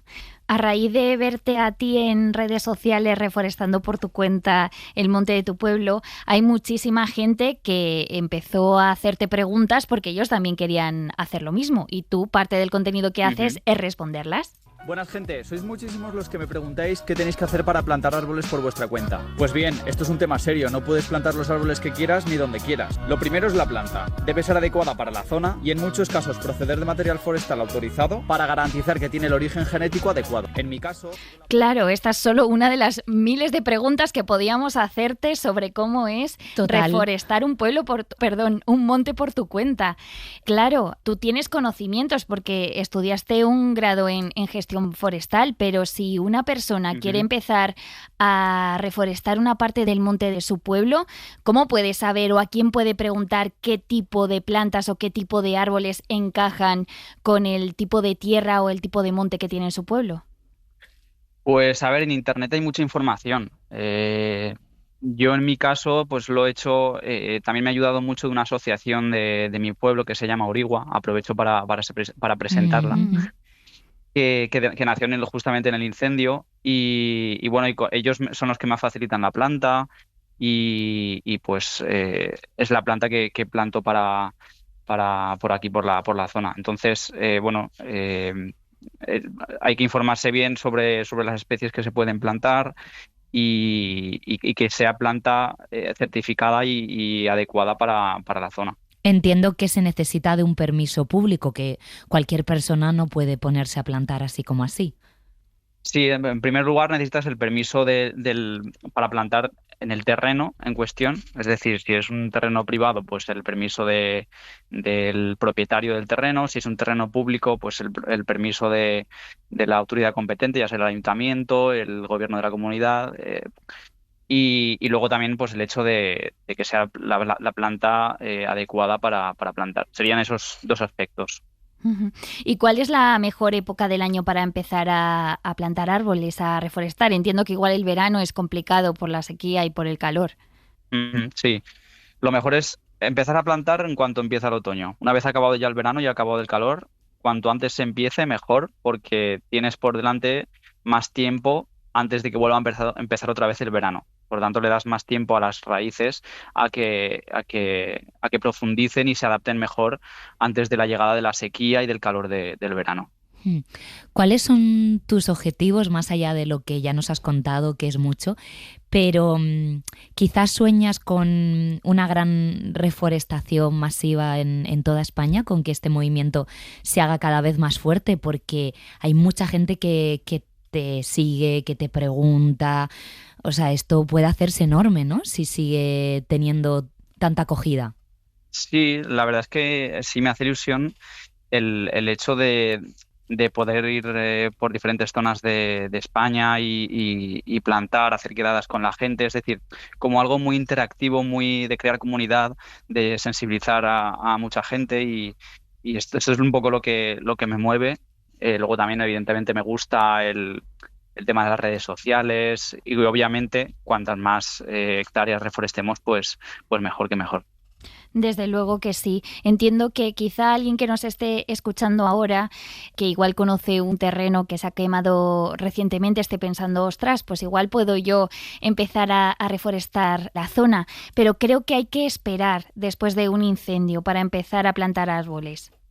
Sí, efectivamente. Cuando ha pasado un incendio, el problema es que el suelo se ha quedado muy desprotegido porque la vegetación que protegía y que sujetaba esta tierra se ha muerto y por tanto el suelo queda totalmente suelto. Esto lo suyo es En cuanto a la plantación se refiere, lo suyo es esperar por lo menos 1 o 2 años y en este tiempo observar cómo está respondiendo el ecosistema. Es decir, si tú esperas un tiempo y ves que el monte se está regenerando por su cuenta, que están saliendo los árboles que ya había y prevés que no sea necesario hacer ninguna actuación, pues lo mejor es no hacer nada. Ujú. Si ves que hace falta, pues sí que es necesario esperarse estos 2 años para dejar que crezcan herbáceas y plantas que sujeten esta tierra y poder caminar por allí sin hacer ningún daño al suelo ni degradarlo más aún. Ujú. Desde tu experiencia personal y profesional, ¿España aprueba o suspende en esto de la gestión forestal? ¿Podríamos hacer las cosas mejor? ¿No vamos mal? Pues yo me recuerdo ver un gráfico hace poco y España estaba entre las peores situadas en cuanto al dinero que se destina a este tema, ¿no? A la gestión forestal. Esto llama la atención teniendo en cuenta que España es uno de los países de la Unión Europea que más masa forestal tiene, porque tenemos mucho monte y por suerte pues tenemos estas condiciones. Luego además también sorprende sabiendo que España tiene un clima muy caluroso en verano y mucha sequía y muy propicio para que hayan incendios. Entonces, pues sí, yo creo que si aprobamos es muy justo, pero yo diría que suspendemos por eso, porque al final tenemos unos montes en los que es muy necesario hacer una buena gestión para intentar, por una parte, que haya menos incendios y también que cuando los haya afecten lo mínimo posible. Pues qué bien, Jaume Mateos, que desde tu altavoz estés poniendo voz y haciendo cosas que parecen pequeñas pero son muy grandes, y yo creo que es hora, ¿no?, de que hagamos comunidad con este tema. Muchísimas gracias por ser parte de este feed del Faro y por lo que estás haciendo. Gracias, hasta pronto. Nada, gracias a vosotros por darme la oportunidad de explicar lo que hago y nada, muchas gracias. Te seguimos, adiós. Adiós. Hasta luego. Tengo una pregunta, tengo que me invade la curiosidad. Tengo una pregunta, tengo que me invade la curiosidad. ¿Quién será? Ay, ¿quién será? ¿Quién será la felicidad? ¿Cómo será? Ay, ¿cómo será? ¿Cómo será la felicidad? Hola equipo de verano, soy Escali. Este verano no he estado muy activa, pero escucharos os he escuchado. Así que aunque sea casi al final del Faro de Verano, aquí está mi aportación de hoy, que va a ser musical. Es una de mis canciones favoritas de Isaro, La Felicidad. Está incluida en su disco Limones de Invierno y también en Limones de Oro, donde hace una colaboración muy chula con la cantante cubana Daimé Arocena. Venga, un besico y sigo currando, que madre mía, menos mal que es agosto. ¡Agur! ¿Cómo será la felicidad? Huele a tormenta de verano. Hola, mi nombre es el guerrero de la antifrase. Quien teme a la felicidad sufre la tristeza por anticipado. Muy buenas noches. Qué buena esta visión, ¿no? Lo de temer a la felicidad. Y qué felicidad me da esa gente que está regresando y se pone el Faro de Verano o continúa con la temporada que empieza el lunes, que ha estado con nosotros también todo el verano, o también me da felicidad los que habéis desconectado totalmente. Y veníamos de hablar de redes sociales y Rubén, buenas noches. ¿Qué tal, Laura? Buenas noches. Precisamente queríamos poner el foco en las redes sociales con algo que no tiene que ver con la felicidad, sino con cosas que nos pesan más y que nos provocan a veces, bueno, problemas psicológicos. Sí, la otra cara de las redes sociales. Y vamos a hacerlo al hilo de unos datos que ha publicado recientemente la compañía de salud femenina Bloom.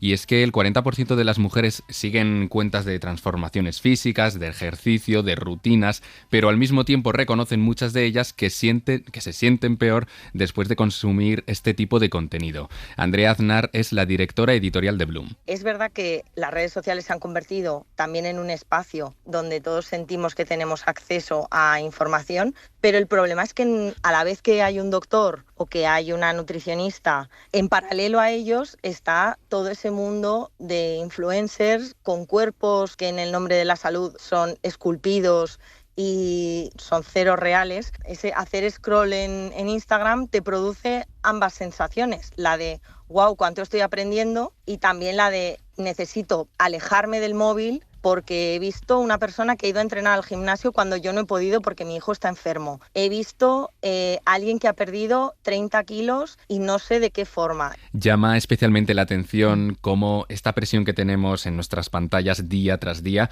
llega a modificar nuestras conductas. Y es que el 51% de las mujeres encuestadas confiesa haber cancelado un plan por no sentirse a gusto con su propio cuerpo ese día. Este dato se dispara entre las jóvenes de 18 a 24 años. Esta imagen de las películas de el no saber qué ponerse y llamar a una amiga porque no quiere salir. Todo está horrible, mira, esta cosa espantosa, no tengo nada que ponerme. Kitty está buenísima, incluso más que Regina George. Laura, no te odio porque seas gorda, eres gorda porque te odio.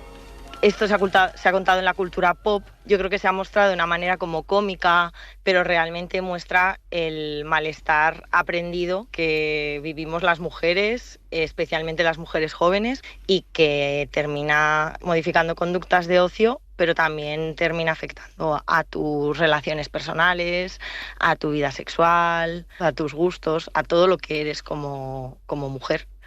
Totalmente, Rubén. Sorprende escuchar cómo hemos normalizado, ¿no?, estas películas, estos discursos, y como decía yo antes, tiene un impacto psicológico muy serio. Sí, la plataforma Boom lo ha bautizado, esta tendencia, como maxing, es decir, estos discursos en las redes sociales que hablan de nuestro cuerpo como algo que hay que optimizar, persiguiendo rutinas y también objetivos inalcanzables. El mensaje está genial, pero el problema es cuando se enmascara el tema de no, pero nosotras no podemos ganar músculo, no podemos ponernos cachas. Lo que tenemos que hacer es tonificar, que se luzca pero que sea fino. Vivimos en ese imposible del cuerpo sano, pero a la vez que se vea sano y que es un cuerpo sano en el fondo. Para Andrea Aznar, la solución a esta vorágine del boom de la salud, de las redes sociales, es que cada uno se detenga a reflexionar si realmente esas rutinas que tienen las hacen porque les hacen sentir bien o son consecuencia de esa presión de la que hablamos. Y reflexionando, vale, ¿esto es estética o esto me hace sentir bien? Donde cruces la barrera de empezar a hacer cosas por salud que no te hagan sentir bien, ahí no merece la pena llegar. Cuidarse no debería ser una excusa para alejarte de la gente que te quiere, no debería ser una excusa para dejar de comer, no debería ser una obsesión porque se note que este año me he apuntado al gym. Rubén, pues me parece muy importante que hayas puesto el foco en El Faro en este tema, además dentro de nuestro espacio dedicado a redes sociales para que estemos alerta. Sí. Gracias, hasta luego. Hasta luego. Sara, buenas noches. Muy buenas noches, Laura. Hoy cerramos el buzón de los veranos inolvidables. Bueno, llevamos toda la semana terminando el programa con una carta y como guiño especial te hemos pedido que nos traigas una historia que relacione el mundo de las cartas con la realidad para demostrar la importancia del formato, la realidad, y también para mostrar cómo son una herramienta maravillosa para contar historias. Así es, y traigo la historia de una obra de teatro que está actualmente en el Teatro Lágara de Madrid, Josefina, que tiene mucho que ver con la memoria de un escritor que murió en prisión por sus ideales tras la Guerra Civil, Miguel Hernández, y sobre todo con su mujer, Josefina Manresa, con la que compartió numerosa correspondencia.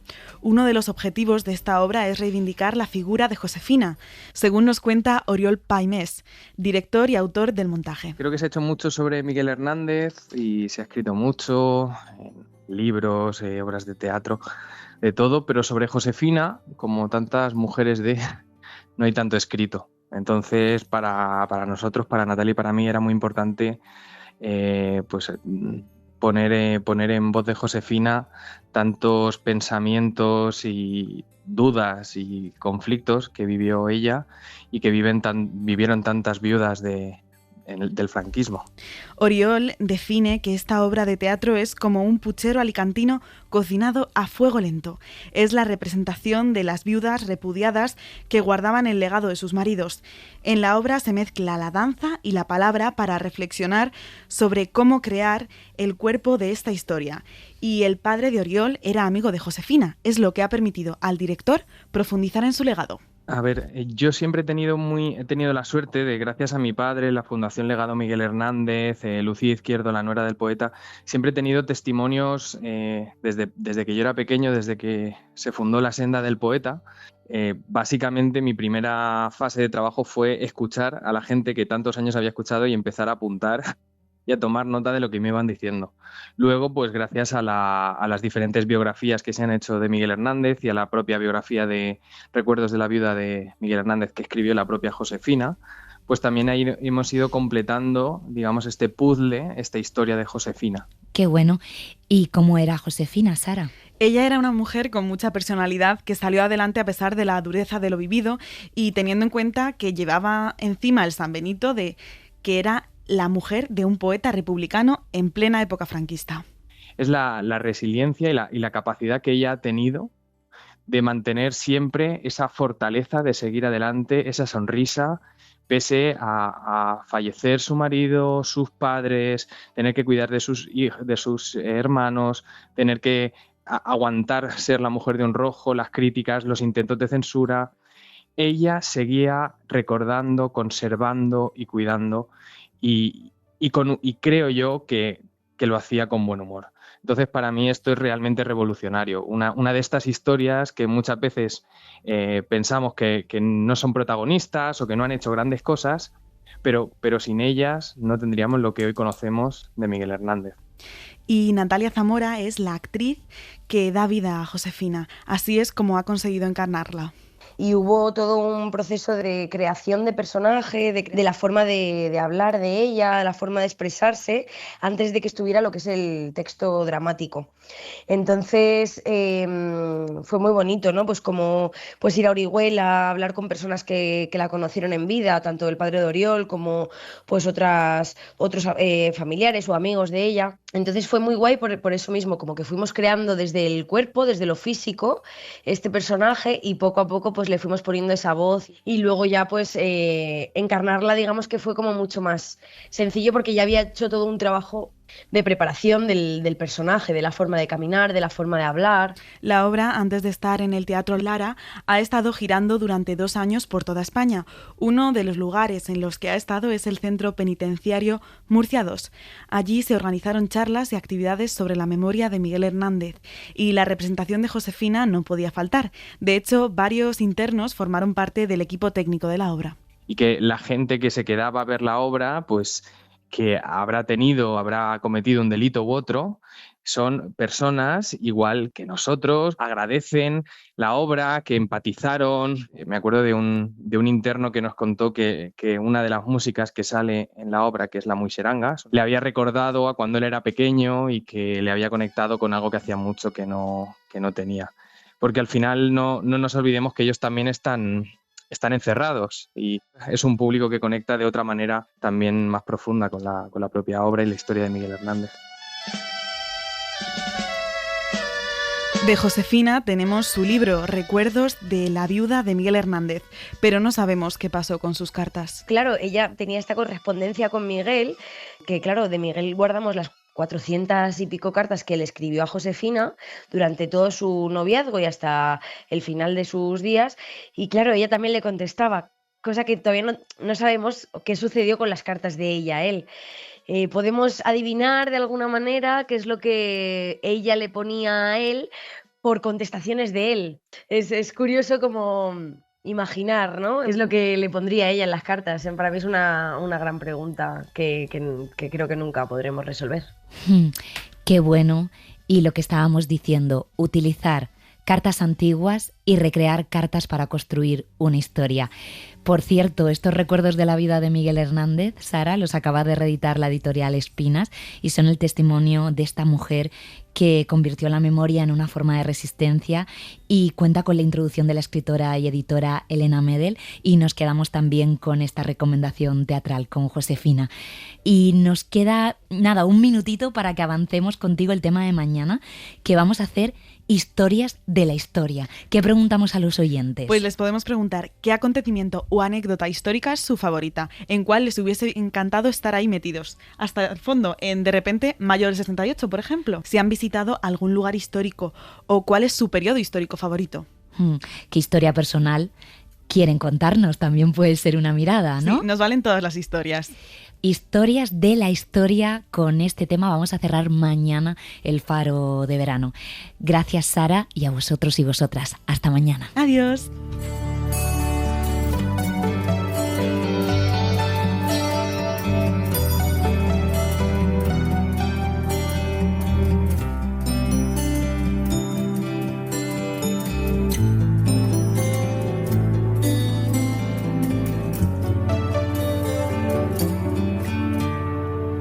Para no perderte ningún episodio, síguenos en la aplicación o la web de la SER, Podium Podcast o tu plataforma de audio favorita.